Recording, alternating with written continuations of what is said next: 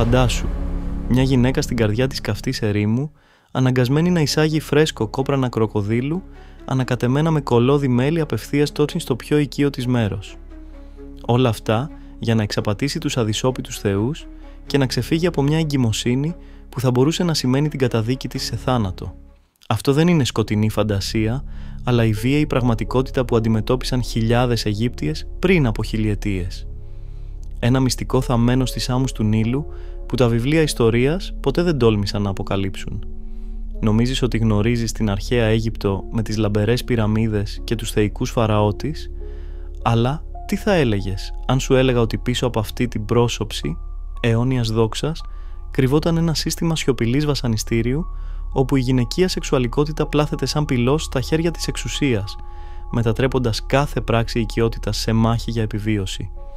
Γυναίκες της ελίτ, πριγκίπισσες και βασίλισσες, υποταγμένες σε τελετουργίες που αναμειγνύουν πρωτόγονη επιστήμη και ομοία απελπισία, χρησιμοποιώντας αλκαλικά κόπρανα για να σκοτώσουν τα σπερματοζωάρια πριν φυτέψουν το σπόρο της αναπαραγωγικής δουλείας. Σκέψου το. Ενώ οι άνδρες υψώνουν μνημεία προς τον ουρανό, αυτές εφευρίσκουν τρόπους να ξαναχτίσουν την παρθενιά με φυτικές ρητίνες και μητρικό αίμα, αμφισβητώντας τις θεϊκές εντολές γονιμότητας που καταδίκαζαν 6 στις 10 από αυτές να πεθάνουν πριν τα 30, θύματα αιμορραγικών τοκετών και αόρατων λοιμόξεων. Αυτό δεν είναι απλώς ένα ξεχασμένο κεφάλαιο της ιστορίας, είναι η συγκλονιστική απόδειξη ότι ο έλεγχος πάνω στο γυναικείο σώμα ξεκίνησε πολύ νωρίτερα από ό,τι φανταζόμαστε. Μια κληρονομιά αντίστασης κρυμμένη σε λογοκριμμένα πάπυρα που μόλις τώρα αναδύονται. Και αν αυτές οι πρακτικές που φαίνονται βαρβαρικές με την πρώτη ματιά ήταν στην πραγματικότητα οι πρόδρομοι της σύγχρονης αντισύλληψης, με συστατικά όπως τα φύλλα ακακίας που απελευθερώνουν γαλακτικό οξύ, πανομοιότυπο με τα σημερινά σπερμιδικά. Ετοιμάσου, γιατί ό,τι ακολουθεί θα ταρακουνήσει την όρασή σου για το παρελθόν, αποκαλύπτοντας πως αυτές οι γυναίκες, μέσα στην πολυτέλεια των βασιλικών παλατιών, συνομωτούσαν κρυφά εναντίον ενός συστήματος που τις έβλεπε ως απλές κυψέλες κληρονόμων. Αλλά περίμενε, υπάρχει περισσότερο. Τελετουργίες θεϊκής αυνανισμού, ακροβατικό σεξ, αθάνατοποιημένο σε ερωτικά πάπυρα και ακόμη και ιερές ενώσεις με ζώα που αμφισβητούν όλα τα ταμπού. Νιώθεις το ρίγος. Αυτό είναι μόνο η αρχή ενός ταξιδιού στις σκιές του Νείλου, όπου η ειδονή μπλέκεται με τον τρόμο και η ελευθερία κοστίζει την τιμή της ψυχικής υγείας. Μείνε μαζί μου, γιατί αυτά τα μυστικά φυλαγμένα για χιλιετίες σε απαγορευμένους τάφους πρόκειται να ξεθάφτουν και θα αλλάξουν για πάντα το βλέμμα σου για την εξουσία και το πάθος στον αρχαίο κόσμο. Αν αυτές οι αποκαλύψεις για τις οικίες σκιές της αρχαίας Αιγύπτου σου πάγωσαν το αίμα, φαντάσου τι κρύβουν ακόμηνες οι βασιλικές αλκόμπας της Ευρώπης. Κάνε like αν αυτό το μυστικό σε μάγεψε και εγγράψου για να βυθιστείς στα επόμενα απαγορευμένα σκάνδαλα, τελετουργίες που έκαναν να τρέμουν οι θρόνοι. Στα σχόλια μοιράσου από πού είσαι, ποια χώρα, ποια πόλη ή ποιο κράτος. Λατρεύω να ανακαλύπτω τους ορίζοντές σου, αυτό κάνει τις εμπιστευτικές μας συνομιλίες πιο προσωπικές. Και για να καθοδηγήσεις το επόμενο βίντεο, γράψε το όνομα μιας βασίλισσας ή ευγενής της ιστορίας που σε εγωιτεύει. Η πιο ζητούμενη θα γίνει το επόμενο μυστήριό μας. Μην το χάσεις. Ένωσε δυνάμεις μαζί μας στις σκιές.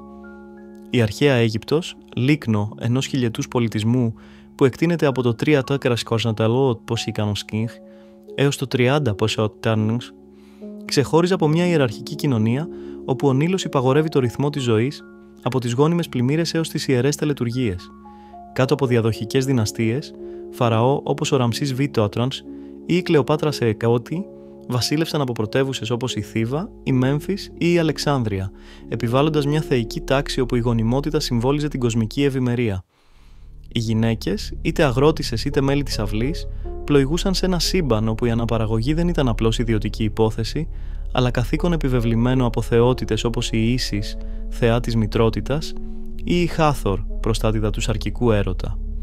Από την Παλαιά Αυτοκρατορία γύρω στο 2686, 2481 Πουκουσκής, τα κείμενα των πυραμίδων ήδη καλούσαν σε οικίες πρακτικές συνδεδεμένες με τη θεϊκή δημιουργία, εμπνευσμένες από τον μύθο του Άτουμ που γέννησε τον κόσμο μέσω αυτοικανοποίησης.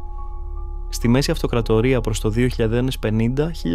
2050-1710 που Χλισικλάνος, το πάπυρο του Καχούν, ανακαλυφθέν στο Ελ Λαχούν, τεκμηρίωνε για πρώτη φορά έξυπνες αντισυλληπτικές μεθόδους όπως πέσαρι από αλκαλικά κόπρανα κροκοδίλου ανακατεμένα με μέλι και φυτά, χρησιμοποιούμενα για να αλλάξουν το βατζινικό περιβάλλον και να αποτρέψουν τη σύλληψη. Αυτά τα τεχνήματα, διατηρημένα στα αρχεία του Πανεπιστημίου της Κοπενχάγης, αποκάλυπταν μια προχωρημένη γυναικολογική ιατρική, επηρεασμένη από εμπειρικές παρατηρήσεις φυσικών κύκλων. Στη Νέα Αυτοκρατορία, από το 1550 έως το 1025 Porias Mitals, το πάπυρο του Έμπερς, βρεθέν στη Λούξορ, περιέγραφε συνταγές βασισμένες σε φύλλα ακακίας ζυμωμένα, απελευθερώνοντας γαλακτικό οξύ παρόμοιο με σύγχρονα αντισυλληπτικά. Εν τω μεταξύ, το ερωτικό πάπυρο του Τωρίνου, χρονολογημένο στο 1150 π.Λ. και φυλαγμένο στο Αιγυπτιακό Μουσείο του Τωρίνου, απεικόνιζε ακροβατικές σκηνές και όργανα ειδονής σε ύψος, ανασκαμμένα από τάφους της κοιλάδας των Βασιλισσών. Αυτές οι αρχαιολογικές ανακαλύψεις, συχνά λογοκριμένες σε μουσεία, όπως το Λούβρο στο Παρίσι, έφεραν στο φως έναν άκαμπτο κοινωνικό έλεγχο. Στα παλάτια της Καρνάκ ή της Αμάρνας, οι αριστοκρατικές γυναίκες, υποταγμένες σε δυναστικές συμμαχίες, ρισκάριζαν θάνατο στον τοκετό με εκτιμόμενα ποσοστά θνησιμότητας 60% πριν τα 30. Σύμφωνα με οστεολογικές αναλύσεις μούμιων στο Μουσείο του Κέρου, θρησκευτικές γιορτές, όπως η Όπετ στη Θήβα, ενσωμάτωναν προσωρινές ενώσεις και επαφές με ιερά ζώα, όπως τους ταύρους Άπης για να τιμήσουν τη θεϊκή ζωτικότητα, ενώ έκρυβαν μια κρυφή αντίσταση απέναντι στις αναπαραγωγικές πιέσεις. Αυτή η φαραωνική εποχή, σημαδεμένη από ιερογλυφικά χαραγμένα σε οβελίσκους της Λούξορ, έννοε ερωτισμό και πνευματικότητα, θέτοντας τα θεμέλια μιας λεπτής κυριαρχίας πάνω στο γυναικείο σώμα, όπου η επιβίωση εξαρτιόταν από μυστικές καινοτομίες μεταδιδόμενες προφορικά μεταξύ ιέριων και αυλικών. Αυτά τα στοιχεία, εξαχθέντα από ανασκαφές στο Deir el Medina ή το Σακάρα, υπογράμμιζαν μια κοινωνία όπου η αυτοκρατορική εξουσία διεισδύει στην οικειότητα, μετατρέποντας κάθε αισθησιακή χειρονομία σε πράξη πρόκλησης ή υποταγής. Μια κληρονομιά που αντυχεί ακόμη στις σύγχρονες συζητήσεις για την αυτονομία του σώματος. Στην καρδιά αυτής της φαραωνικής εποχής, ας πάρουμε ως εμβληματική φιγούρα μια γυναίκα με το όνομα Μέριτ, μια αριστοκράτισσα της Θήβας γύρω στο 1150 και Χκνιγιάλσικ, υπό την βασιλεία του Αχμόσεως Ιγαγονίκη, ιδρυτή της Νέας Αυτοκρατορίας. Απόγονος ενός γένους ιεριών της Χάθορ, θεάς της χαράς και της αισθησιακότητας, η Μέριτ ενσάρκωνε την ελίτ των Αιγυπτίων γυναικών, εκπαιδευμένη στους ναούς της Καρνάκ, καταρτισμένη στις τέχνες της ιατρικής και των βοτάνων, πλοηγούμενη μεταξύ δυναστικών υποχρεώσεων και προσωπικών φιλοδοξιών για μια ύπαρξη ελεύθερη από τις αλυσίδες της αναπαραγωγής. Στα 18 της, το λεπτό της σώμα, στολισμένο με κοσμήματα από χρυσό και λαπίς λάζουλη, ήδη έφερε τα λεπτά σημάδια μιας ζωής ρυθμιζόμενης από σεληνιακούς κύκλους, όπου κάθε πανσέλινος θύμιζε το φάντασμα μιας επιβεβλημένης μητρότητας. Η καθημερινότητά της ξετυλιγόταν στους σκιερούς κήπους του παλατιού, περικυκλωμένη από υπηρέτριες που ψιθύριζαν προγονικές φόρμουλες για να διατηρήσουν την αρμονία της οικειότητας. Αλλά η Μέριτ, προοικισμένη με οξύ μυαλό και αχόρταστη περιέργεια, είχε μάθει κρυφά τις συνταγές του παπύρου του Έμπερς, μεταδιδόμενες από μια γιατρό γιαγιά. Αυτή αντιπροσώπευε αυτές τις γυναίκες που, μακριά από παθητικές, σφυριλάτησαν το πεπρωμένο τους με το τίμημα κρυφών βασάνων, χρησιμοποιώντας αλκαλικά μείγματα για να αντισταθμίσουν τα θεϊκά σχέδια, ενώ παρίσταναν τέλεια υποταγή στους κοινωνικούς κανόνες που απαιτούσαν από αυτές γόνιμη απογέννηση για να εδραιώσουν οικογενειακές συμμαχίες. Ο αραβωνιαστικός της, από την άλλη, λεγόταν Χέμ Ουάσετ, ένας βασιλικός γραφέας, φιλόδοξος, απόγονος μικρότερου κλάδου της αριστοκρατίας, μεγαλωμένος στα σχολεία της Μέμφιδος, όπου διδασκόταν αστρονομία και ιερά ιερογλυφικά. Στα 25 του, διέθετε επιβλητικό ανάστημα σημαδεμένο από στρατιωτικές προπονήσεις στις όχθες του Νείλου και μια κοφτερή νοημοσύνη που τον προόριζε για επιρροές θέσεις στην αυλή. Ο γάμος κανονίστηκε για να σφραγίσει ένωση μεταξύ ναών και διοίκησης. Αυτή η συμμαχία έκρυβε μια υποκείμενη ένταση. Ο Χέμ Ουάσετ, φλογερός προσκυνητής του Όσιρη, θεού της Ανάστασης και της γονιμότητας, έβλεπε στη Μέριτ όχι μια φορέτρια κληρονόμων που θα διατήρησε το γένος του, αγνοώντας τα εσωτερικά βασανιστήρια που εκείνη υπέφερε για να διατηρήσει την αυτονομία της. Οι συναντήσεις τους, εποπτευόμενες σε αίθουσες και πυλώνες στολισμένους με ερωτικά φρεσκό, εμπνευσμένα από τον θεό Μιν, ήταν εμποτισμένες με μια τελετουργική αισθησιακότητα, όπου ανταλλασσόμενα βλέμματα υποσχόντουσαν νύχτες πάθους, αλλά έκρυβαν τα κρυφά προετοιμασίες της Μέριτ, διακριτικές εισαγωγές φυτικών Πέσαρη, σιωπηλές επικλήσεις για να απορρίψει τη σύλληψη. Αυτή η διαδικότητα όριζε τη σχέση τους, ένα εύθραυστο ισοζύγιο μεταξύ αμοιβαίας επιθυμίας και κοινωνικών επιταγών, όπου η οικειότητα γινόταν πεδίο σιωπηλών διαπραγματεύσεων.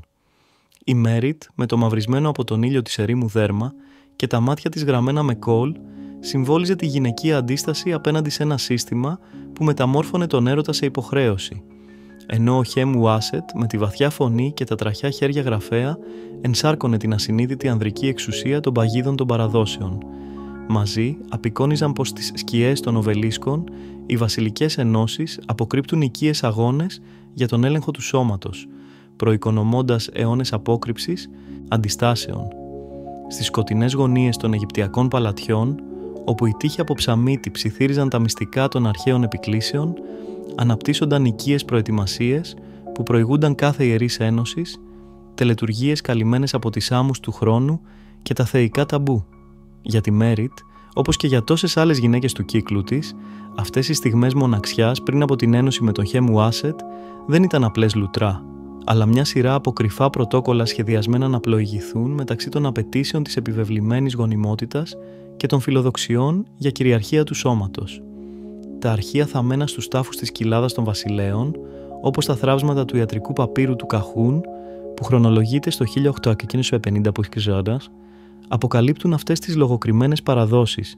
Οι αίριες μοιημένες, φύλακες γυναικολογικών γνώσεων, οδηγούσαν τις μελλοντικές συζύγους μέσα από ελέγχους σωματικής καθαρότητας, όπου η ακεραιότητα του οικείου πέπλου επαληθευόταν όχι με αδιάκριτα βλέμματα, αλλά με λεπτές εισαγωγές δαχτύλων αλυμένων με ιερά έλαια από λωτούς του Νείλου. Αυτές οι πρακτικές, μεταδιδόμενες προφορικά για να αποφευχθούν οι επίσημοι γραφείς, περιλάμβαναν εσωτερικές καθάρσεις με εγχύσεις πικρών βοτάνων, προορισμένες να εκδιώξουν κάθε ακαθαρσία ικανή να προσβάλλει κοσμικές οντότητες, όπως ο Όσιρις, κυβερνήτης της αναγέννησης. Οι εξομολογήσεις διατηρημένες σε όστρακα του Ντέιρ Ελ Μεντίνα, αυτά τα κεραμικά σπασμένα χρησιμοποιούμενα από τεχνίτες βασιλικών τάφων, αποκαλύπτουν πως οι παράνυφες, συχνά ηλικιωμένες συγγενείς, ψιθύριζαν ακριβείς οδηγίες για τη χειραγώγηση σωματικών υγρών, διδάσκοντας να προσομοιώνουν μια πρώτη αθωότητα, εφαρμόζοντας φυτικές ρητίνες για να ξαναχτίσουν ένα εύθραυστο φράγμα, ένα τέχνασμα εναντίον ανδρικών υποψιών και ουράνιων κρίσεων. Αυτά τα ψυχολογικά παρασκήνια, σπάνια καταγεγραμμένα από φόβο βλασφημίας, βύθιζαν τις γυναίκες σε σύμφωνα αντιφατικών συναισθημάτων.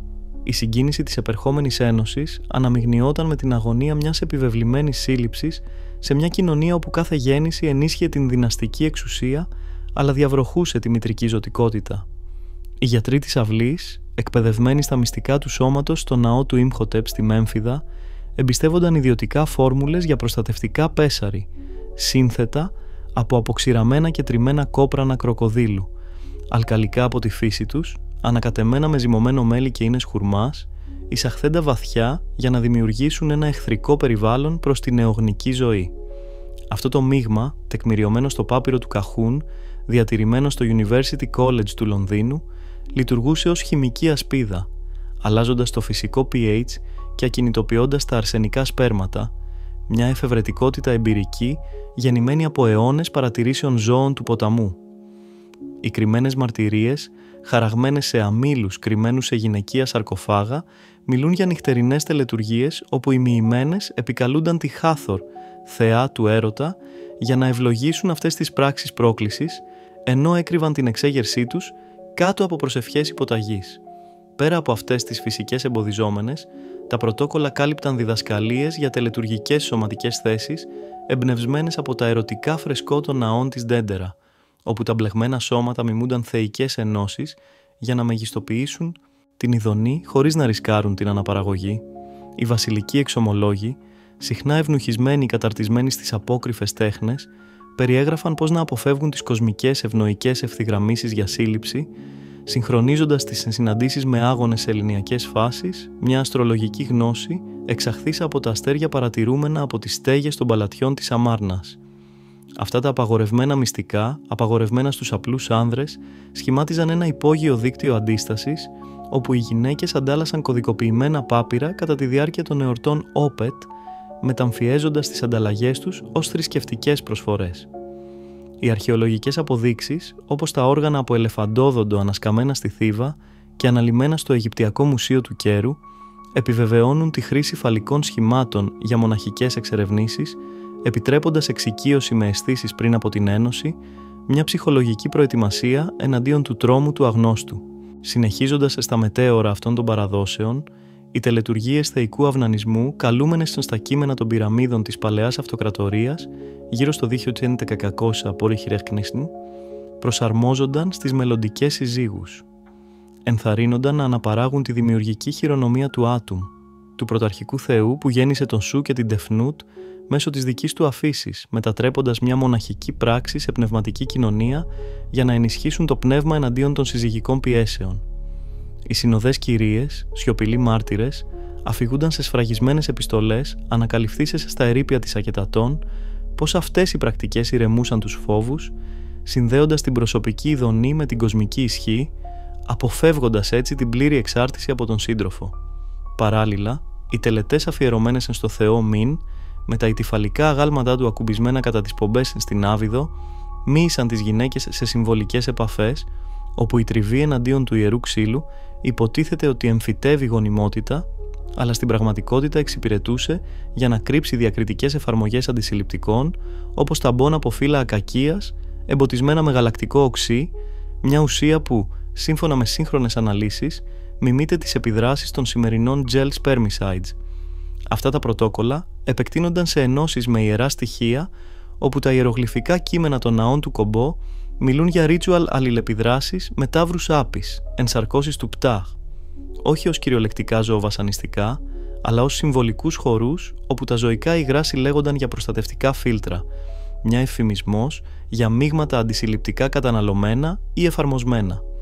Οι εξομολογήσεις θεραπευτών, διατηρημένες στο πάπυρο του Έντουιν Σμιθ, που χρονολογείται στο 1600 π.Χ., εκθέτουν πως αυτά τα ελιξίρια, σύνθετα από βιβινικές εκκρίσεις και βότανα, χορηγούνταν κρυφά για να μπλοκάρουν τους οοθυλακικούς κύκλους.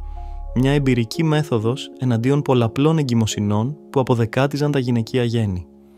Στα παρασκήνια, οι έλεγχοι παρθενίας περιλάμβαναν όχι μόνο απτικές επιθεωρήσεις, αλλά και οσφρητικές και οπτικές δοκιμές, όπου τα φυσικά ελίξιρα κάλυπταν με θυμιάματα μύρου και τα σωματικά σημάδια καμουφλάρονταν με αλυφές βασισμένες σε κερί μελισσών, επιτρέποντας σε έμπειρες γυναίκες να προσομοιώνουν την νεοτάτητα. Τα ψυχολογικά παρασκήνια αποκάλυπταν μια απροσδόκητη εμβάθυνση. Οι ιέρειες οργάνωναν συνεδρίες οραματισμού, όπου οι μελλοντικές σύζυγοι, καθισμένες σε θαλάμους στολισμένους με φρεσκό του βιβλίου των νεκρών, φαντάζονταν σενάρια ελεγχόμενης οικειότητας, ενισχύοντας την ψυχική τους αντίσταση απέναντι στις δυναστικές προσδοκίες. Αυτές οι συνεδρίες, περιγραφόμενες σε όστρακα της 18ης δυναστείας, περιλάμβαναν απαγγελίες μαγικών φορμών για να επικαλεστούν την Μπαστέτ, προστάτηδα των οικιακών χαρών, μετατρέποντας τον φόβο σε διακριτική ενδυνάμωση.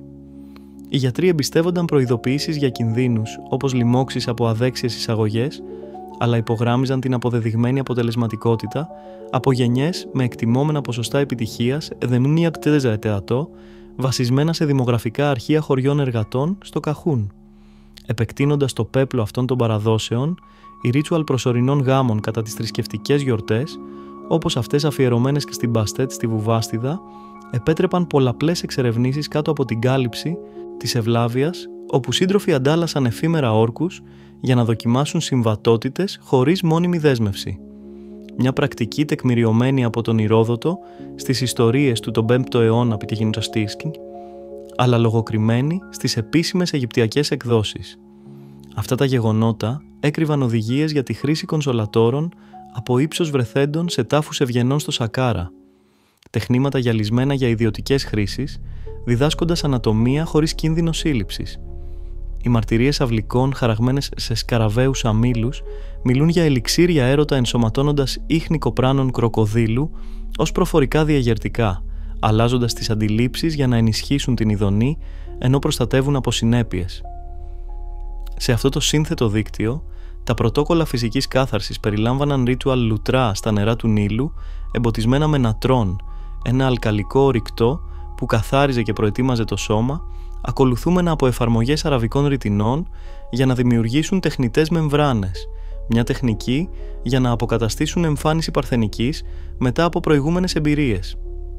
Τα απαγορευμένα έγγραφα, όπως τα θραύσματα του παπύρου του Βερολίνου, 1470, αποκαλύπτουν πως αυτές οι μέθοδοι μοιράζονταν κατά τη διάρκεια μυστικών γυναικείων συναντήσεων, αμφισβητώντας τη φαραωνική εξουσία που έβλεπε την αναπαραγωγή ως πυλώνα της αυτοκρατορίας. Οι εξομολόγοι υπογράμμιζαν τις ψυχολογικές πλευρές. Η ενοχή που προκαλούνταν από μύθους θεϊκής τιμωρίας, όπως αυτός της Ίσιδος που κλαίεται για τις άγονες, αντισταθμιζόταν από αφηγήσεις μυθικών ηρωίδων που θριάμβευαν με την ευφυΐα τους, διεισδύοντας βαθύτερα. Οι ακροβατικές ριτουάλ απεικονισμένες στο πάπυρο του Τωρίνου με σκηνές στριφογυρισμένων θέσεων διδάσκονταν ως ιεροί χοροί για να τιμήσουν τους θεούς, αλλά εξυπηρετούσαν για να ελαχιστοποιήσουν κινδύνους γονιμοποίησης, ελέγχοντας τις εσωτερικές ροές. Οι παράνυφες, ως φύλακες, αφηγούνταν περιπτώσεις όπου αυτές οι τεχνικές έσωζαν ζωές, αποφεύγοντας αιμορραγίες post-partum περιγραφόμενες στο γυναικολογικό πάπυρο του Ραμσεΐου. Αυτά τα μυστικά, ποτέ προορισμένα για το φως, εκθέτουν μια ιεραρχία αυτοκρατορική όπου ο έλεγχος της γυναικείας οικειότητας ενίσχυε τον θρόνο, ενώ σπούραζε σπόρους σιωπηλής εξέγερσης, ενώ ο ήλιος βυθιζόταν πίσω από τους όχρους αμόλοφους της Θήβας, βάφοντας τον Νείλο με προφητικό αιματοβαμμένο κόκκινο, η Μέρη τη γλίστρισε προς τους νυμφικούς θαλάμους του παλατιού, η καρδιά της χτυπώντας τον ρυθμό των ιερών τυμπάνων που αντιχούσαν από τον γειτονικό ναό της Καρνάκ. Αυτή η νύχτα, σημαδεμένη από το σεληνιακό ημερολόγιο ως στιγμή ευνοϊκή για θεϊκές ενώσεις, δεν ήταν μόνο η κορύφωση μιας κανονισμένης συμμαχίας με το Χέμου Άσετ, αλλά η κορύφωση μιας μεθοδικής προετοιμασίας, όπου κάθε οικία χειρονομία αμφισβητούσε τους κοσμικούς διατάγματα. Ντυμένη με διαφανή χιτόνιο από λεπτό λινό στολισμένο με μαργαριτάρια του Δέλτα, προχωρούσε προς το σκαλιστό κρεβάτι από έβαινο, όπου πέταλα λωτού ανέδιδαν μεθυστικό άρωμα, κρύβοντας τα πιο ιερά αρώματα των μίξεων που είχε εφαρμόσει κρυφά ώρες πριν. Ο Χέμου Άσετ, ήδη παρόν, η φαρδιά του ώμη αναδείκνυμενη από έναν μανδύα και ντυμένο με χρυσό, την υποδέχθηκε με βλέμμα φορτισμένο με δυναστικές προσδοκίες, αγνοώντας τα αόρατα εμπόδια που εκείνη είχε υψώσει για να διατηρήσει την ουσία της ζωής της. Η πρώτη τους αγκαλιά, καθοδηγούμενη από προγονικά πρωτόκολλα, ξεκίνησε με ρίτσουαλ χάδια εμπνευσμένα από τα φρεσκό του ναού της Χάθορ στην Τέντερα, όπου τα δάχτυλα ιχνογραφούσαν συμβολικά μοτίβα στο δέρμα, καλώντας τις ροές του ποταμού που γονιμοποιούσαν τη γη. Μια ηρωνική μεταφορά για τη Μέριτ, η οποία είχε εισαγάγει ένα αλκαλικό πεσάρι σύνθετο από τριμμένα κόπρανα κροκοδίλου με ζυμωμένο μέλι και φυτικές ίνες. Μια συνταγή εξαχθήσα από το πάπυρο του Καχούν που χρονολογείται στο 1800 Post-Tapie Artillerie, της οποίας η χημική αποτελεσματικότητα, συγκρίσιμη με σύγχρονα σπερμιδικά λόγω του διαταρακτικού pH, εξαφάνιζε σιωπηλά κάθε προσπάθεια σύλληψης. Καθώς η οικειότητα εντυνόταν, η Μέριτ κατεύθυνε διακριτικά τις κινήσεις προς ακροβατικές θέσεις τεκμηριωμένες στο ερωτικό πάπυρο του Τωρίνου γύρω στο 1150 π.Χ. του Ούσνιο. Στριφογυρισμούς που κάτω από την κάλυψη θεϊκού πάθους ελαχιστοποιούσαν κινδύνους γονιμοποίησης ελέγχοντας τις εσωτερικές ροές. Μια εμπειρική τεχνική τελειοποιημένη από γενιές γυναικών παρατηρώντας φυσικούς ρυθμούς. Ο Χέμου Άσετ, αρπαγμένος από τη φωτιά της στιγμής, δεν υποπτευόταν αυτούς τους ακριβείς υπολογισμούς, τα χέρια του εξερευνώντας με φέρβορ, ενώ εκείνοι επικαλούνταν νοητικά τον Άτουμ για να δικαιολογήσει μια προηγούμενη μοναχική αφή, ένα ρίτσουαλ θεϊκού αυνανισμού προερχόμενο από τα κείμενα των πυραμίδων της παλαιάς αυτοκρατορίας, που την είχε προετοιμάσει να διαχωρίσει ειδονή και αναπαραγωγή. Μέσα σε αυτές τις ανταλλαγές εισήγαγε ένα ταμπόν από φύλλα ακακίας, εμποτισμένο με γαλακτικό οξύ εξαχθέν από το πάπυρο του Έμπερς του 1550, μια ουσία που, όπως επιβεβαιώνουν σύγχρονες αναλύσεις, μιμείται τις επιδράσεις σύγχρονων αντισυλληπτικών, ακινητοποιώντας τα αρσενικά γαμέτες, μετατρέποντας αυτή την πράξη ένωσης σε φρούριο αντίστασης εναντίον των επιταγών γονιμότητας επιβεβλημένων από την Ίσιδα. Τα ψιθυρίσματα του Χέμ Ουάσετ, απαγγέλλοντας προσευχές στον Όσιρη για γόνιμη απογέννηση, αντιτίθεντος στην εσωτερική αποφασιστικότητα της Μέριτ, η οποία παριστάνοντας έκσταση ενεργοποιούσε μυϊκές συσπάσεις εκπαιδευμένες για να αποθήσει κάθε βαθιά εισβολή, μια κυριαρχία σώματος εναντίον της αυτοκρατορικής κατάληψης. Βυθιζόμενοι βαθύτερα σε αυτή τη νύχτα φορτισμένη με κοσμικές εντάσεις, οι αλληλεπιδράσεις πήραν ρητουάλ στροφή όταν ο Χέμ Ουάσετ, πιστός στα έθιμα της εορτής Όπετ, πρότεινε συμβολική επαφή με ένα αγαλματίδιο του θεού Μιν, του οποίου το όρθιο φαλό αγγίζονταν για να επικαλεστούν ζωτικότητα, μια χειρονομία που η Μέριτ απέκρουσε επιδέξια για να εφαρμόσει επιπλέον φυτική ρητίνη, ξαναδημιουργώντας τεχνητή παρθενιά με ρητίνες και πικτωμένο μητρικό αίμα. Μια κρυφή πρακτική για να εξαπατήσει τα φυσικά σημάδια εμπειρίας. Αυτή η χειραγώγηση, υποστηριζόμενη από αρχαιολογικές αποδείξεις, όπως υπολείμματα βρεθέντα στην κοιλάδα των βασιλισσών, απεικόνιζε πως οι γυναίκες παρέκαμπταν post-nuptial ελέγχους, διατηρώντας την αυτονομία τους απέναντι σε ένα σύστημα που μέτραγε την αξία τους σε κληρονόμους. Κατά τη διάρκεια των ωρών, ενώ η σελήνη κορυφωνόταν, εξερεύνησαν προσωρινές ενώσεις εμπνευσμένες από θρησκευτικές γιορτές, όπου η Μέριτ προσομοίωσε πολλαπλές ενώσεις κάτω από την αιγίδα της Μπάστετ, χρησιμοποιώντας κονσολάτορες από ύψος ανασκαμμένα από αριστοκρατικούς τάφους για να καθοδηγήσουν αισθήσεις χωρίς κίνδυνο. Τεχνήματα γυαλισμένα που σύμφωνα με ανασκαφές στο Σακάρα εξυπηρετούσαν για να χαρτογραφήσουν την ανατομία ιδιωτικά. Η επιτάχυνση των γεγονότων σύντομα αποκάλυψε πιο τολμηρά στοιχεία. Η Μέριτ κατανάλωσε ένα ελιξίριο έρωτα ενσωματώνοντας ίχνη κοπράνων κροκοδίλου ως προφορικό διαγερτικό.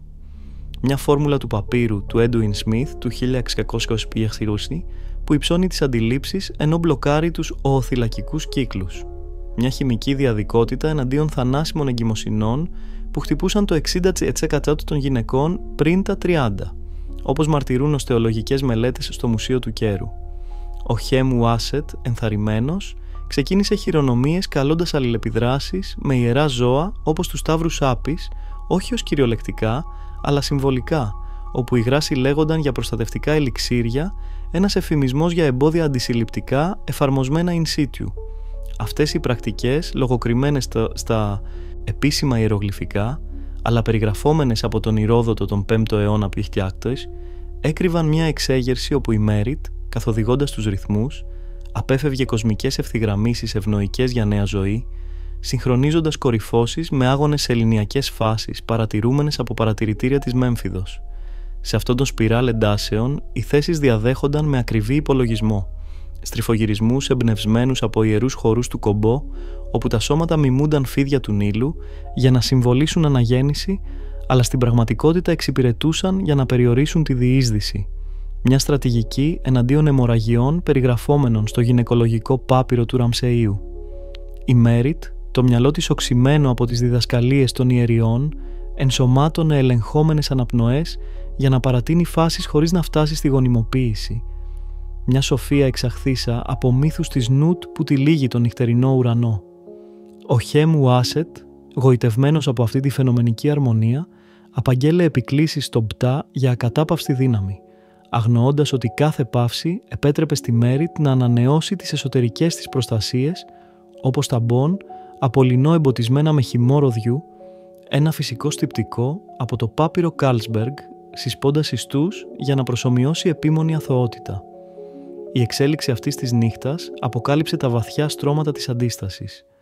Η Μέριτ, παριστάνοντας θεϊκή έκσταση, ενσωμάτωνε στοιχεία προσωρινού γάμου, καλώντας γεύματα της βουβάστιδας, όπου εφήμεροι όρκοι δοκίμαζαν συμβατότητες. Ένα έθιμο για εξερεύνηση χωρίς δέσμευση, παρεκκλίνοντας εδώ για να ενισχύσει τα χημικά της εμπόδια. Τα τεχνήματα, όπως αγγεία τα φυκά του Βρετανικού Μουσείου, με ίχνη γαλακτικού οξέως, επιβεβαιώνουν την πανταχού παρούσα αυτών των μεθόδων, αποδεικνύοντας μια πρώιμη εκλέπτυνση εναντίον καταστροφικών ποσοστών μητρικής θνησιμότητας. Σταδιακά, ο Χέμ Ουάσετ πρότεινε αμοιβαίες μοναχικές εξερευνήσεις εμπνευσμένες από το μύθο του Άτουμ, επιτρέποντας στη Μέριτ να επιδείξει κυριαρχία που έκρυβε την υπονόμευσή της, μετατρέποντας την ένωση σε πεδίο διαπραγμάτευσης, όπου η ειδονή αποσυνδεδεμένη από την αναπαραγωγή αμφισβητούσε τους κανόνες. Επιταχύνοντας προς κορυφώσεις, οι αλληλεπιδράσεις ενσωμάτωναν μπαχαρικά από πουντ για αληφές που υψώνουν αισθήσεις ενώ κάλυπταν αντισυλληπτικά. Μια διαδικότητα για να ικανοποιήσουν καθήκοντα χωρίς να πληρώσουν φόρο. Τα θραύσματα ιερογλυφικών από τον τάφο του Τουτανχάμον υπενήσονται αυτές τις δυναμικές χωρίς να τις εξειδικεύουν. Ένας κώδικας για μοιημένες, όπως η Μέριτ, η οποία καθοδηγώντας τα χέρια του συζύγου της απέφευγε κρίσιμες ζώνες, μια οικία χαρτογράφηση εναντίον εισβολής. Η νύχτα προχωρούσε με κοσμική επίγουσα, όπου κάθε χειρονομία θύμιζε θρησκευτικές γιορτές, ενσωματώνοντας συμβολικές επαφές με ύβεις του Θόθ για να εμφυσίσουν σοφία, εφημισμός, για μπλοκάροντας ποτά καταναλωμένα διακριτικά. Σε αυτή την αφηγηματική επιτάχυνση, η Μέριτ αποκάλυψε εμπειρική ευφυΐα. Προσαρμόζοντας τα πέσαρη της καταπαύσης παριστάνοντας, εκμεταλλευόταν τη φυσική αλκαλικότητα για αλάνθαστη ασπίδα, μια πρωτόγονη επιστήμη που προοικονομεί το σύγχρονο φούσκωμα. Ο Χέμ Ουάσετ, βυθισμένος στο φέρβορ, δεν αντιλαμβανόταν αυτούς τους υπολογισμούς. Οι προσευχές του στη Σέκμετ, καλώντας δύναμη, ενώ εκείνη κανάλιζε αυτή την ενέργεια για να ενισχύσει την πρόκλησή της. Οι ακροβατικές θέσεις κορυφώθηκαν σε έναν ρευστό χορό, όπου τα σώματα αμφισβητούσαν τη βαρύτητα όπως τα αστέρια, ελαχιστοποιώντας κινδύνους, ενώ μεγιστοποιούσαν την ψευδαίσθηση εγκατάλειψης. Αυτή η νύχτα, συμπυκνωμένη σε ώρες φορτισμένες, απεικόνιζε τον κρυφό ιατρικό τρόμο, πρωτόγονες πρακτικές αποκαλυπτόμενες εκλεπτισμένες, μια κληρονομιά γυναικείας πρόκλησης εναντίον εξουσίας που μεταμόρφωνε κάθε αγκαλιά σε θανάσιμη παγίδα. Στην απογείωση αυτής της νύχτας, τυλιγμένη στα πέπλα μυστηρίου του θηβαϊκού παλατιού, όπου τα αστέρια φαινόταν να συνομωτούν με θεότητες για να σφραγίσουν πεπρωμένα, η Μέριτ έφτασε σε σημείο χωρίς επιστροφή στην ένωσή της με τον Χέμ Ουάσετ. Μια στιγμή όπου τα σύνορα μεταξύ της φαινομενικής της αποστολής και της εσωτερικής εξέγερσης συγχωνεύτηκαν σε μια υπολογισμένη έκσταση, ενώ οι λάμπες λαδιού τρεμόπαιζαν, προβάλλοντας χορευτικές σκιές σε τοίχους στολισμένους με ιερογλυφικά, καλώντας την αιώνια Ανάσταση. Τα σώματά τους ενώθηκαν σε μια ρίτσουαλ κορύφωση, εμπνευσμένη από κοσμικούς μύθους, όπου η Νούτ καταβρόχθιζε το Ρα για να τον αναγεννήσει στην αυγή. Η Μέριτ, η αναπνοή της συγχρονισμένη με τους παλμούς του μακρινού Νείλου, ενεργοποίησε μια τελευταία εμπόδιο, μια βαθιά συστολή εκπαιδευμένη από θεραπεύτριες του ναού της Ίσιδας στη Φίλε, που εξέδιωκε κάθε εισβάλλουσα σπορά ενισχυμένη από το αλκαλικό πέσαρι ήδη στη θέση του, μια αλχημία γεννημένη από το πάπυρο του Καχούν που μεταμόρφωνε την ένωση σε άγονη πράξη, αμφισβητώντας δυναστικές προσδοκίες χωρίς να ξυπνήσει υποψίες.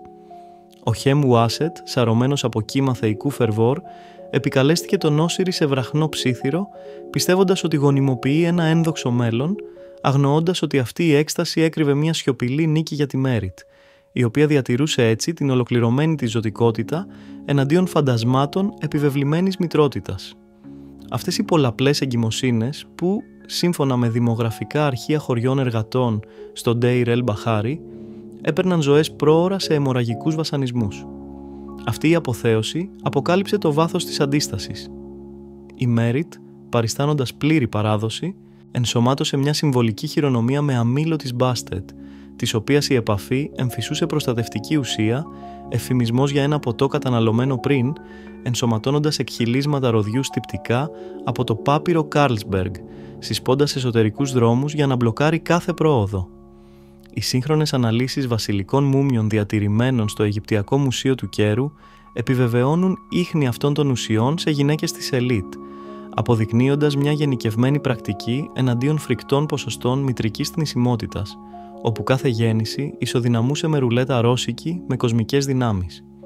Στην κορυφή της έντασης, οι θέσεις κορυφώθηκαν σε έναν ακροβατικό στριφογυρισμό εξαχθέν από εικονογραφήσεις του παπύρου του Τωρίνου, όπου τα μέλη μπλέκονταν σαν κλαδιά ιερού ψυχομόρου, συμβολίζοντας ένωση γης ουρανού, αλλά στην πραγματικότητα εξυπηρετώντας, για να αποκλίνουν ροές, μια εμπειρική στρατηγική για να αποφύγει συλλήψεις, προοικονομώντας σύγχρονες συζητήσεις για αναπαραγωγική αυτονομία. Οι άμεσες συνέπειες αυτής της νύχτας ξετυλίχθηκαν σαν νερά πλημμύρας του ποταμού.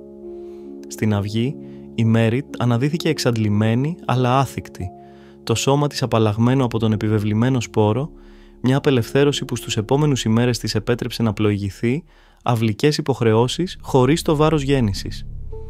Ο Χεμ Ουάσετ, πεπισμένος για επερχόμενη θεϊκή γονιμότητα, ενίσχυσε τη θέση του στην αυλή του αχμώσεως Εκ-Ωνα, αγνοώντας ότι αυτή η απουσία καρπών ήταν αποτέλεσμα γυναικείας ευφυΐας, μιας υπονόμευσης που προστάτευε τη Μέριτ από αιμορραγίες και λοιμώξεις περιγραφόμενες στο πάπυρο του Έντουιν Σμιθ, μαστίγια που αποδεκάτιζαν το 60% των μητέρων πριν το τρίτο τους έτος.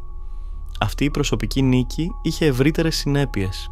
Στους κύκλους ιεριών, οι φήμες της επιτυχίας της κυκλοφόρησαν σε μορφή κωδικοποιημένων τραγουδιών κατά τις εορτές Όπετ, εμπνέοντας άλλες γυναίκες να υιοθετήσουν αυτές τις μεθόδους, σχηματίζοντας ένα κρυφό δίκτυο προφορικής μετάδοσης που αμφισβητούσε τη φαραωνική εξουσία, μια κληρονομιά αλληλεγγύης εναντίον συστήματος που μέτραγε τη γυναικεία αξία σε αρσενικούς κληρονόμους. Κατά τις εβδομάδες, οι επίλογοι αυτής της ένωσης χαράχθηκαν σε κρυφά χρονικά. Η Μέριτ, ενισχυμένη από την κυριαρχία της, επηρέασε διακριτικά δυναστικές αποφάσεις, συμβουλεύοντας τον Χεμ Ουάσετ για συμμαχίες που προτεραιοποιούσαν σταθερότητα πριν από την υπερπληθυσμιακή αναπαραγωγή. Μια κρυφή επιρροή που, σύμφωνα με θραύσματα αρχείων από τη Μέμφυδα, επέτρεψε στο γένος να επιβιώσει χωρίς εξάντληση. Ωστόσο, οι κίνδυνοι παρέμεναν. Μια post-nuptial ιατρική επιθεώρηση, διεξαχθήσα από θεραπευτές του ναού του Ιμχοτέπ, ήταν κοντά στο να αποκαλύψει τα τεχνάσματα, αλλά η menstrual ανακατασκευή με φυτικές ρητίνες εξαπάτησε τις αισθήσεις. Μια τεχνική τελειοποιημένη για να κρύψει εμπειρίες, διατηρώντας τη φαινομενική τιμή, ενώ επιβεβαίωνε εσωτερική αυτονομία. Αυτή η διαδικότητα γέννησε ψυχολογική μεταμόρφωση. Η Μέριτ, προηγουμένως βασανιζόμενη από θεϊκές επιταγές, αγκάλιασε ταυτότητα στρατηγού, μια ενδυνάμωση που αντυχεί με σύγχρονες αγώνες για έλεγχο σώματος, όπου οι αιγυπτιακές μέθοδοι προοικονομούν προόδους όπως το γαλακτικό οξύ σε σύγχρονα αντισυλληπτικά. Οι διακλαδώσεις επεκτάθηκαν σε θρησκευτικές σφαίρες. Τα ρίτσουαλ ξεκινημένα εκείνη τη νύχτα, όπως η αφήτου αγαλματιδίου του Μιν, διατηρήθηκαν σε ετήσιες τελετές στην Άβυδο, όπου γυναίκες εμπνευσμένες από φιγούρες όπως η Μέριτ ενσωμάτωναν διακριτικές προστασίες, μετατρέποντας ευλαβικές πράξεις σε φρούρια αντίστασης. Οι κοινωνικές συνέπειες ήταν βαθιές. Μια λεπτή μείωση γεννήσεων μεταξύ ελίτ, παρατηρημένη σε απογραφές της Παλαιάς Αυτοκρατορίας διατηρημένες στο Σακάρα, μαλάκωσε δημογραφικές πιέσεις, επιτρέποντας εστίαση στην αυτοκρατορική επέκταση πριν από εξαντλητική αναπαραγωγή. Ένα ισοζύγιο που ενίσχυσε παραδόξως την αυτοκρατορία ενώ απελευθέρωνε άτομα. Στον ευρύτερο επίλογο αυτής της εποχής, οι πρακτικές της Μέριτ χαράσσονται σε ιστορική συνέχεια. Οι προσωρινές ενώσεις κατά τις γιορτές της Βουβάστιδας εξελίχθηκαν σε έθιμα που επηρέασαν μεταγενέστερες δυναστείες, όπου κονσολάτορες από ύψος, βρεθέντες σε τάφους κοιλάδας ευγενών, έγιναν σύμβολα μοναχικής εξερεύνησης αποσυνδέοντας ειδονή και καθήκον. Τα προφορικά ποτά με διαγερτικά από κροκόδιλο τελειοποιήθηκαν σε ελιξίρια μοιραζόμενα κατά γεύματα, κρύβοντας υπονόμευση κάτω από εορτασμό, μια τακτική που, σύμφωνα με τον Ηρόδοτο, επιβίωσε μέχρι την εποχή ελληνορωμαϊκή. Η Μέριτ, επιβιώνοντας χωρίς άμεση απογέννηση, ανήλθε σε επιρροές ρόλους όπως σύμβουλος βοτάνων του παλατιού, μεταδίδοντας γνώσεις σε μαθήτριες. Μια κληρονομιά που αμφισβήτησε κοσμικούς διατάγματα, επιβάλλοντας γονιμότητα ως πυλώνα τάξης. Οι μεταγενέστερες ψυχολογικές επιδράσεις αποκάλυψαν συλλογική αντίσταση. Γυναίκες, αντιμετωπίζοντας απουσία απογόνων, επικαλούνταν τη Σέκμετ για να μετατρέψουν ενοχή σε δύναμη. Μια διαδικασία περιγραφόμενη σε αμήλους Λούξορ, όπου η πολεμίστρια θεά συμβόλιζε προστασία εναντίον θεϊκών κρίσεων. Αυτή η μοιραία νύχτα, εν συντομία, δεν ήταν τέλος αλλά καταλύτης. Οι συνέπειες γέννησαν κύμα γυναικολογικών καινοτομιών, με τα μπόνα κακίας διαδιδόμενα μέσω εμπορικών οδών προς Πούντ, επηρεάζοντας ακόμη και γειτονικές ιατρικές. Ο Χεμ Ουάσετ, απέναντι στη φαινομενική στηρότητα, συμβουλεύτηκε μαντεία στη Σίβα, αποδίδοντας το φαινόμενο σε ουράνιες βουλήσεις, ένα λάθος που προστάτευσε τη Μέριτ από κατηγορίες, επιτρέποντάς της να καλλιεργήσει ζωή διακριτικής επιρροής. Στο λυκόφως της ένωσής τους, οι προσωπικοί επίλογοι κρυσταλλοποιήθηκαν. Η Μέριτ, απελευθερωμένη από αναπαραγωγικές αλυσίδες, εξερεύνησε διανοητικούς τομείς χαράσσοντας φόρμουλες σε σκαραβαίους για μελλοντικές γενιές. Μια πράξη διατήρησης εναντίον λύθης επιβεβλημένης από ανδρικούς γραφείς. οι αλληλεπιδράσεις με ιερά ζώα συμβολικές εκείνη τη νύχτα εξελίχθηκαν σε κοινοτικές ρίτσουαλ, όπου οι γράσοι λέγονταν για συλλογικές προστασίες, μια γυναικεία αλληλεγγύη εναντίον θνησιμότητας τοκετών. Οι ακροβατικές θέσεις, εξασκημένες ιδιωτικά, έγιναν μεταφορές στις τέχνες, όπως τα φρεσκό της Ντέντερα, κωδικοποιώντας μηνύματα πρόκλησης για μοιημένες. Οι τελικές αποκαλύψεις εξέθεσαν αυτοκρατορία χτισμένη σε ψευδαισθήσεις. Τα ποσοστά γυναικείας επιβίωσης βελτιώθηκαν λεπτά, όπως μαρτυρούν σκελετοί αναλυμμένοι στο Βρετανικό Μουσείο, αποδεικνύοντας ότι αυτές οι μέθοδοι έσωσαν ζωές ενώ υπονόμευαν εξουσία. Στα προχωρημένα της χρόνια, η Μέριτ εμπιστεύτηκε σε συγγενείς τα μυστικά του θεϊκού αυνανισμού, ένα ρίτσουαλ του άτομου προσαρμοσμένο για ενδυνάμωση, μετατρέποντας μοναξιά σε πηγή ισχύος. Οι δυναστικές συνέπειες ήταν ηρωνικές. Χωρίς άμεσους κληρονόμους, ο Χέμου Άσετ υιοθέτησε ανήψια ενισχύοντας διευρυμένες συμμαχίες, ένας πύχης που σταθεροποίησε βασιλεία χωρίς να εξαντλήσει μητέρες. Σε αυτόν τον εκτεταμένο επίλογο, οι αιγυπτιακές πρακτικές προοικονομούν παγκόσμια αντίσταση. Οι συμβολικές ενώσεις με ταύρους επηρέασαν μεσογειακά καλτ, μεταφέροντας σπόρους αυτονομίας. Η Μέριτ, εμβληματική φιγούρα, ενσαρκώνει αυτόν τον αγώνα όπου κάθε μοιραία νύχτα γίνεται κεφάλαιο ευρύτερης αφήγησης, συνδέοντας παρελθόν με σύγχρονες μάχες για κυριαρχία σώματος. Μια κληρονομιά θαμμένη στις άμμους, αλλά άσβεστη. Τώρα που βυθίστηκε στα βάθη αυτών των αποκαλύψεων θαμμένων κάτω από τις αιώνιες άμμους του Νείλου, όπου οι Αιγύπτιες γυναίκες σφυριλάτησαν αόρατη πανοπλία εναντίον αόρατων αλυσίδων αναπαραγωγικού πεπρωμένου, φαντάσου πως αυτή η προγονική γνώση θα μπορούσε να μεταμορφώσει το δικό σου βλέμμα στο παρελθόν και στο παρόν. Αυτές οι πρακτικές, αυτά τα ξεχασμένα ρίτσουαλ που αμφισβητούσαν τους ίδιους τους θεούς, δεν είναι απλές σκονισμένες ανέκδοτα. Είναι κλειδιά κρυφής ισχύος, κληρονομιά αντίστασης που λίγοι τολμούν να εξερευνήσουν. Αν αυτά τα μυστικά σε μάγεψαν, αν νιώθεις εκείνο το ρίγος αποκλειστικότητας να διατρέχει το μυαλό σου, πρέπει να ξέρεις ότι αυτό είναι μόνο η άκρη του παγόβουνου ενός ωκεανού αυτοκρατορικών μυστηρίων. Στις επόμενες εξερευνήσεις του καταφυγίου μας αφιερωμένου στις σκιές της ιστορίας, θα ξεθάψουμε άλλες απαγορευμένες αλήθειες από οθωμανικούς χαρεμλίδες, όπου σουλτάνες υφάνουν σαρκικές ίντριγκες για να ανατρέψουν αυτοκρατορίες, έως ρωσικές αυλές, όπου αρινούσες χειρίζονταν τον ερωτισμό ως απόλυτο όπλο. Αυτές οι ανακαλύψεις εξαχθήσεις από τα πιο φυλαγμένα αρχεία, όπως αυτά των μουσείων του Βατικανού ή των αυτοκρατορικών βιβλιοθηκών της Αγίας Πετρούπολης, θα είναι προσβάσιμες μόνο σε όσους ενωθούν με τον επιλεγμένο μας κύκλο. Μια ομάδα ψυχών, καλλιεργημένων διψασμένων γνώσεων, που τα εγχειρίδια έχουν κρύψει σκόπιμα. Μην αφήσεις αυτές τις αποκαλύψεις να εξατμιστούν σαν οπτασία στην έρημο. Εγγράψου τώρα αμέσως για να μην χάσεις τις επόμενες βουτιές στα παρασκήνια απόλυτης εξουσίας, όπου η αισθησιακότητα μετατρέπεται σε στρατηγική επιβίωσης. Κάνε κλικ σε εκείνο το κόκκινο κουμπί, ενεργοποίησε το καμπανάκι για αποκλειστικές ειδοποιήσεις και μοιράσου αυτό το ταξίδι με μια φίλη που, όπως εσύ, αξίζει να γνωρίζει την κρυφή όψη της πολιτιστικής μας κληρονομιάς. Θυμήσου, αυτή η πληροφορία εξαχθής από λογοκριμμένα πάπυρα και απαγορευμένες ανασκαφές μπορεί να εξαφανιστεί οποιαδήποτε στιγμή κάτω από πίεση φυλάκων της επίσημης ιστορίας. Εγγράφοντας, γίνεσαι φύλακας αυτών των θησαυρών. Μια ελίτ φωτισμένη που υψώνει συνομιλίες πέρα από το κοσμικό, εντυπωσιάζοντας με σπάνια και εκλεπτισμένη γνώση. Φαντάσου τις παθιασμένες συζητήσεις κατά τις επισκέψεις σου σε κάστρα του Λίγυρα ή παρισινά μουσεία όπου μόνο εσύ κατέχεις τα κλειδιά των κρυφών σκανδάλων. Αυτό δεν είναι απλώς εγγραφή, είναι πρόσκληση σε κόσμο ξεχασμένης μεγαλείου, όπου κάθε βίντεο αναζωπυρώνει τον εθνική υπερηφάνεια της μεξικανικής μας κληρονομιάς, ενώ ξυπνά έντονες συναισθήματα, βεβαιωμένα στην κομψότητα της αφήγησης. Ένωσε δυνάμεις μαζί μας τώρα, πριν κλείσουν αυτές οι μυστικές πόρτες, και μεταμόρφωσε την περιέργειά σου σε άσβεστο πάθος για τα μυστικά της βασιλικής Αλκομπά.